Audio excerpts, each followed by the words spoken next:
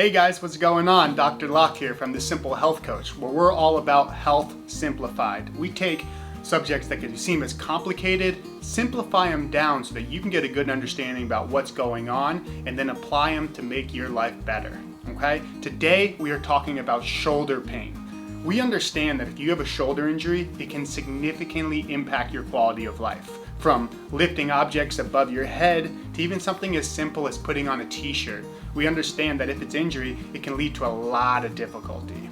Now, what we're going to do is we're going to break it down and really simplify about the potential causes of your pain and some potential solutions. Now, if you're new to us here at The Simple Health Coach, we appreciate if you subscribe to the channel. If you found this video to have value, go ahead and hit that like button, and then let's get started. So the shoulder joint is made up of three key bones. We have our humerus, our upper arm bone. We also have our clavicle, which is also known as our collarbone, which is the most commonly fractured bone in the human body.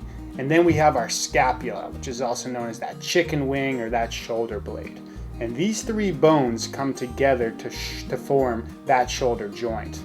Now, before we go any further, it's important to note that if you recently have had a trauma or a fall and you notice that there's significant bruising or swelling to that area and you can't lift that arm no matter how hard you try, it's important that you stop this video right now and go to the hospital or your local urgent care to get it x-rayed, because really you want to know if that thing is fractured or not, because if you don't address that now, it can lead to way worse pathologies down the road. So be smart, better safe than sorry, and get that taken care of.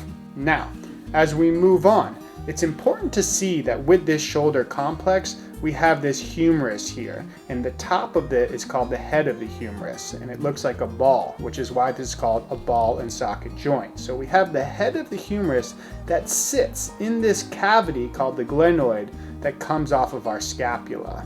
You can think of this as a golf ball on a tee, right? It sits on top of there, but it can easily fall off, right? So what that means for this joint is that it's actually the most mobile joint in the body because of this setup. But with that being said, it can be unstable if we don't have additional structures supporting it. Now, the good thing is that our body is super smart and it recognized this and it has it covered. The first being through our connective tissues, through the ligaments that attach bone to bone. We have our joint capsule that helps provide that stability, and underneath there is that labrum, okay? Now, I've had patients that have come in either after a trauma or they overstretch the arm, and what they explain this kind of pain to me is that it's usually a deep, either sharp or aching pain, and it's often associated with a painful clicking and popping with any overhead movement. So if that's something that you experience, this could be a potential cause for that. Beyond the connective tissue, we of course have the musculature that helps move and stabilize the shoulder. And the most commonly known muscles in the body is the rotator cuff, okay? So here's a great way to see it. In the front side, we have our subscapularis, and then if we come around to the back side of the shoulder, we can see we have our supraspinatus, we have our infraspinatus, and then we have our teres minor. These muscles, although small, are very important for the function, but they can become injured.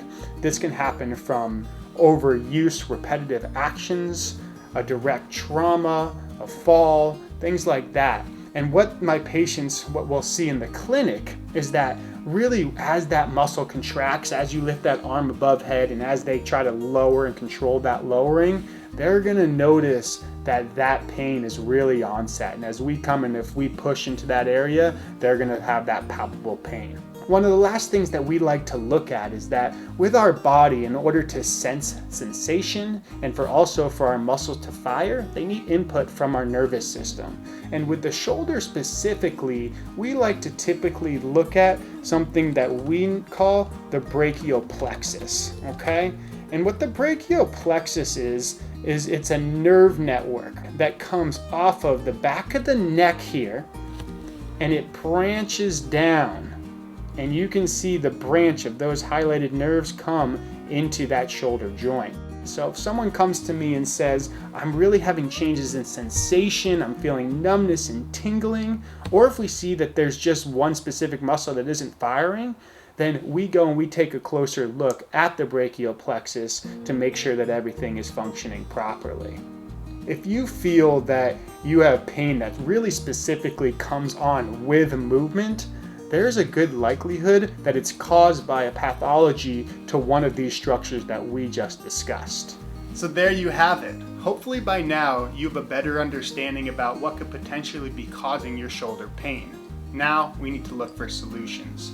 And here at the Simple Health Coach, we've actually put together a completely free shoulder recovery program for generalized shoulder pain. So if you want to go ahead and check that out, we'll put that in the link below. Now, if you're not finding the progress that you're looking for, or you need some specific and unique guidance, we highly recommend either setting up an appointment with one of our doctors of physical therapy here at the Simple Health Coach, or seek out the advice of your local physical therapist, because there are so many options out there that you can do to get that shoulder moving again, reduce the pain, and get you back to the things that you love. Until then, we appreciate you joining us here at the Simple Health Coach, and we look forward to seeing you soon.